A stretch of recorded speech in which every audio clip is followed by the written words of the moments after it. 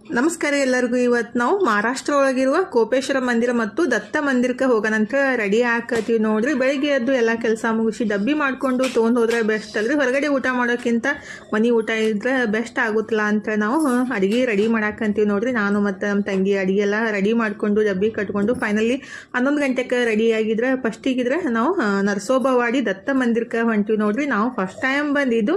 ಈಗಿದ್ರೆ ಇಲ್ಲಿ ಬಂದು ನದಿ ಒಳಗೆ ಕೈಕಾಲು ಮುಖ ತಕ್ಕೊಂಡು ದರ್ಶನ ಮಾಡಿಕೊಂಡು ಬಂದ್ರೈತಂತ ದರ್ಶನ ಮಾಡಿಕೊಂಡು ಸ್ವಲ್ಪ ಹೊತ್ತು ಕುಂತು ಮತ್ತು ಇದರಿಂದ ಕಿದ್ರಾಪುರ ಕೋಪೇಶ್ವರ ಮಂದಿರ ಅಂತಾರೆ. ನಾವು ಫಸ್ಟ್ ಟೈಮ್ ಹೊಂಟಿದ್ದು.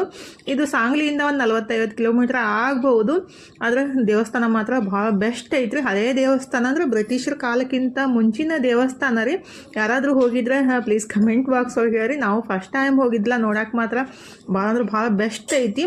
ಆಲ್ರೆಡಿ ಸ್ವಲ್ಪ ಎಲ್ಲ ಹಾಳೆಲ್ಲ ಮಾಡ್ಯಾರ ಅಂದ್ರೆ ಬ್ರಿಟಿಷರ ಕಾಲಕ್ಕಿಂತ ಮುಂಚೆ ಇತ್ತಿಲ್ಲ, ಹಾಗಾಗಿ ಬ್ರಿಟಿಷರ ಕಾಲೊಳಗೆ ಎಲ್ಲ ಮೂರ್ತಿಗಳೆಲ್ಲ ಭಿನ್ನ ಮಾಡ್ಯಾರ. ಅಂದ್ರೆ ಎಲ್ಲ ಮುರಿದು ಹಾಕ್ಯಾರಿ. ಅಂದ್ರೆ ಕಲ್ಲಿನ ವಿಗ್ರಹಗಳೆಲ್ಲ ಮುಖ ಎಲ್ಲ ಮುರಿದು ಹಾಕಿಬಿಟ್ಟು ಸ್ವಲ್ಪ ಹಾಳೆಲ್ಲ ಮಾಡ್ಯಾರ. ಆದ್ರೂ ನೋಡಕ್ಕೆ ಮಾತ್ರ ಭಾಳ ಬೆಸ್ಟ್ ಐತ್ರಿ. ಜಾಸ್ತಿ ಏನು ಡೆವಲಪ್ಮೆಂಟ್ ಏನು ಮಾಡಿಲ್ಲ, ಆದ್ರೂ ನೋಡಕ್ಕೆ ಮಾತ್ರ ಭಾಳ ಅಂದ್ರೆ ಭಾಳ ಬೆಸ್ಟ್ ಐತಿ.